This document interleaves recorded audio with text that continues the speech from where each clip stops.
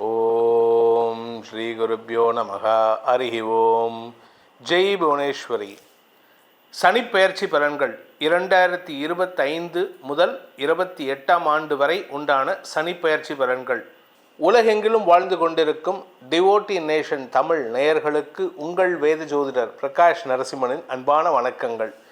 இந்த சனிப்பெயர்ச்சி பலன்கள் அனைத்தும் பொது பலன்கள் மட்டுமே. திருக்கணித பஞ்சாங்க முறைப்படி கணிக்கப்படுகின்ற இந்த பலன்கள் உங்களுக்கு சாதகமாகவோ பாதகமாகவோ நடந்திட உங்களுடைய ஜனனகால ஜாதகம் மற்றும் தசாபக்திகள் துணை நிற்க வேண்டும். சனிப்பெயர்ச்சிங்கிறது 2 வருஷத்துக்கு ஒரு தடவையோ 3 வருஷத்துக்கு ஒரு தடவையோ நடந்துட்டு தான் இருக்கும். இந்த சனி பகவான் காலபுருஷ தத்துவமான அந்த 360 டிகிரிஸ், அதாவது மேஷ ராசியிலிருந்து மீன ராசி வரைக்கும் வந்துட்டு மறுபடியும் மேஷ ராசிக்குள்ள பிரவேசம் பண்ணுறதுக்கு 30 வருஷம் எடுத்துப்பார்.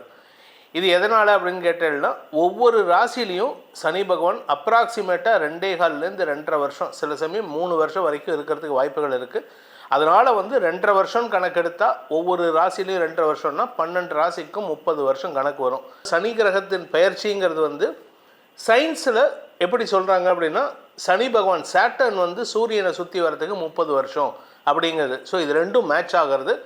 இந்த சனிப்பெயர்ச்சியானது 2025ஆவது வருடம் மார்ச் மாதம் 29ஆம் நாள் மாலை 5:09 கும்பராசியில் தன்னுடைய சொந்த வீட்டு ஆட்சி வீட்டிலேருந்து விலகி மீன ராசிக்கு பயிற்சி ஆகிறாரு. எதிரியோட வீட்டுக்கு போகிறாரு, எதிரி ஸ்தானத்துக்கு போகிறாரு. இதனால் அந்த இடத்துல அவருக்கு ஸ்தான பலம் குறைவாக இருக்கும்.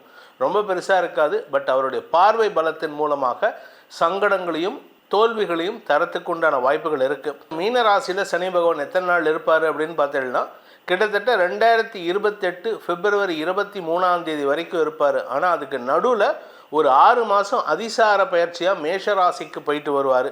அது எப்போ நடக்கும் அப்படின்ட்டு பார்த்தீங்கன்னா, ஜூன் மாதம் 2027 வருடம் ஜூன் மாதம் 3ஆம் தேதியிலேருந்து 2027 அக்டோபர் 20ஆம் தேதி வரை அதிசார பயிற்சியாக மேஷராசிக்குள்ளே போவார்.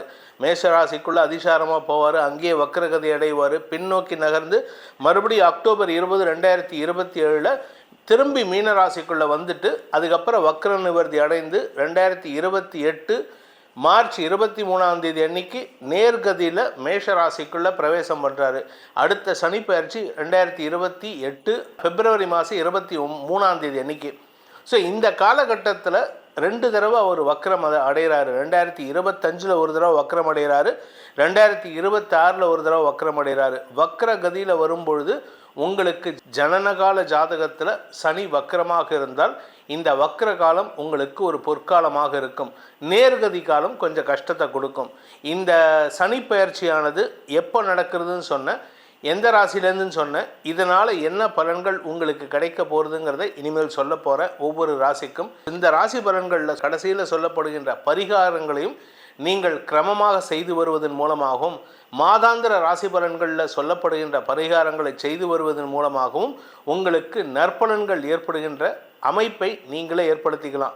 இந்த சனி பயிற்சியில் 2 தடவை குரு பயிற்சி ஆவார். அதாவது 2025 மே மாதம் ஒரு குரு பயிற்சி, 2026 ஜூன் மாதம் ஒரு குரு பயிற்சி. இன்ஃபேக்ட் 3வது குரு பயிற்சி 2027 ஜூன் மாதம் வரும். அந்த சமயத்தில் அவர் அதிசாரமாக மேஷராசிக்குள்ளே பயிர்வார். அதனால் உங்களுக்கு இந்த 2 குரு பயிற்சிகள் மட்டும்தான் இதில் கணக்கெடுத்து சொல்ல போகிறோம். அதே சமயம் பார்த்திங்கன்னா, இப்போது ராகு மீன ராசியில் இருக்கார். மே மாதம் அவர் கும்பராசிக்கு போகிறாரு. ஸோ இந்த 3 வருஷத்தில் ராகு கேது ஒரு பயிற்சியை சந்திச்சிருவாங்க. அதாவது 2025 ஒரு ராகு கேது பயிற்சி, அதுக்கப்புறம் 2027 2வது ராகு கேது பயிற்சி வரும்பொழுது அந்த சமயத்தில் சனி பகவான் வக்ர கதியில் இருப்பார், அதிசார கதியில் இருப்பார். இந்த சனி பயிற்சியின் மூலமாக உங்களுக்கு நற்பலன்கள் ஏற்படும் என்பதை நம்பிக்கையாக வைத்து வரக்கூடிய ராசி பலன்களை பார்ப்போம். உங்கள் ராசிக்கு உண்டான பலாபலன்களை பார்ப்போம். வாருங்கள். தனுசு ராசி. அன்பிற்குரிய தனுசு ராசி நண்பர்களை பொறுத்த வரைக்கும் அர்த்தாஷ்டம சனி. அர்த்தாஷ்டமம் அப்படின்னா 8ல் பாதி 4, அஷ்டமம்னா 8, பாதி 4. அர்த்தாஷ்டமம் 8ல் பாதி 4ங்கிறதுனால 4ஆம் இடம் அப்படிங்கிறதுனால சுகத்தை கெடுக்கக்கூடிய தடுமாற்றத்தை ஏற்படுத்துகின்ற வாய்ப்புகள் இருக்குது. சார் கெடுக்குன்னா என்ன சார், எங்களுக்கு ஏதாவது வியாதி வருமா சார்? ஏற்கனவே நிறையா பட்டுட்டோம் அப்படின்னா வியாதி வராது. இருக்கிற இடத்த விட்டு வெளியில் போகிற மாதிரி இருக்கும்.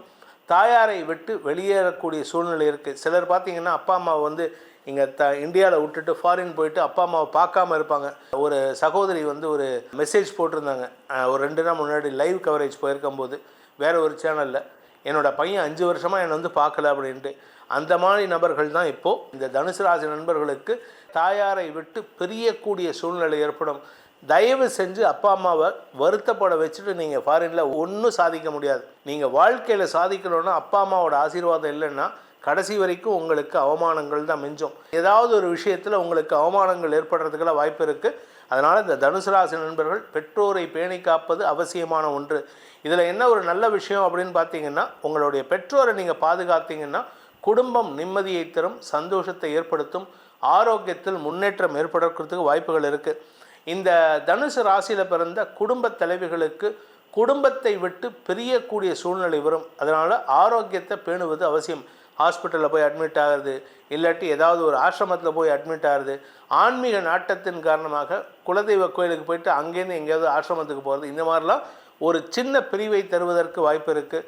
அதே சமயம் உங்களுடைய வாழ்க்கை துணையின் வேலை சார்ந்த விஷயங்களில் தடுமாற்றம் ஏற்படக்கூடிய வாய்ப்புகள்லாம் இருக்குது.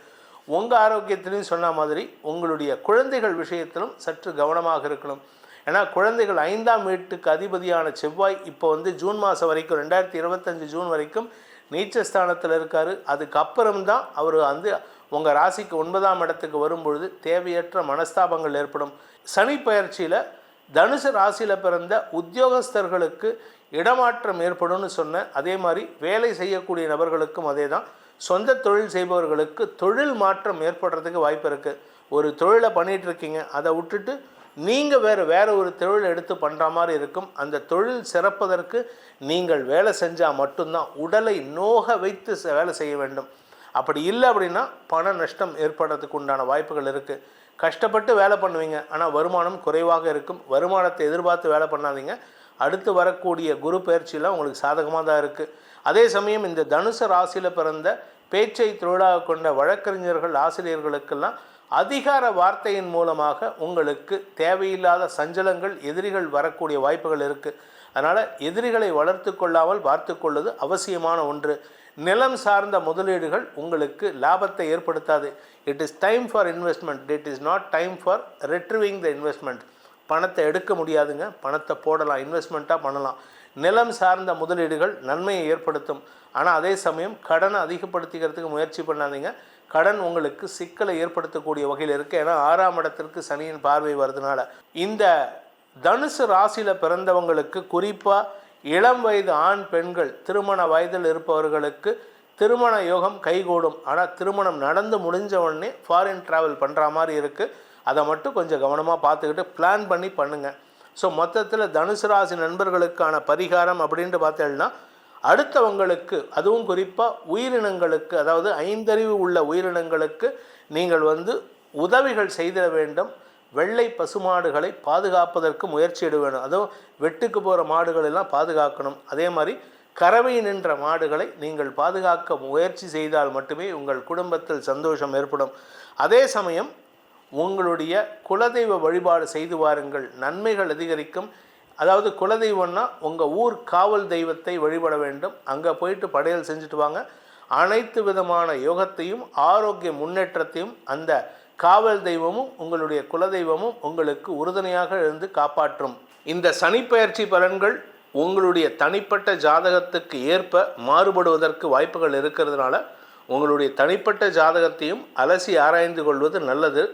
அதற்கு உண்டான உதவிகளை யாம் செய்வதற்கு தயாராக இருக்கிறோம். உதவின்னா உடனே அதுக்கு வந்து ஃப்ரீ சர்வீஸ் கிடையாது, அதுக்கு ஒரு கன்சல்டேஷன் சார்ஜ் உண்டு. ஸோ யாருக்கெல்லாம் தேவைப்படுபவர்கள், அதாவது சனிப்பெயர்ச்சியின் காரணமாக ஏற்படுகின்ற பலன்களை தெரிந்து கொள்ள விரும்புவர்கள் தங்களுடைய தனிப்பட்ட விவரங்கள், அதாவது பர்த் டீட்டெயில்ஸை நம்மளுடைய வாட்ஸ்அப் நம்பர் கொடுத்துருக்கோம், அதன் மூலமாக தொடர்பு கொண்டு கன்சல்டேஷன் பெற்றுக்கொள்ளலாம். இந்த சனிப்பெயர்ச்சினால் வருகின்ற நற்பலன்களோ அல்லது சங்கடமான பலன்களோ உங்களுடைய வாழ்க்கையின் தத்துவத்தை உணர்வதற்காகத்தான் என்பதை புரிந்து கொண்டு அதன் மூலமாக உங்களுக்கு நற்பலன்கள் ஏற்பட வேண்டும் எனும் அடியேனின் பிரார்த்தனையை சமர்ப்பித்து உங்கள் அனைவருக்கும் நல்வாழ்த்துக்களை தெரிவித்துக் கொண்டு உங்களிடமிருந்து விடைபெறுவது உங்கள் வேத ஜோதிடர் பிரகாஷ் நரசிம்மனின் அன்பான வணக்கங்களுடன். நன்றி, வணக்கம்.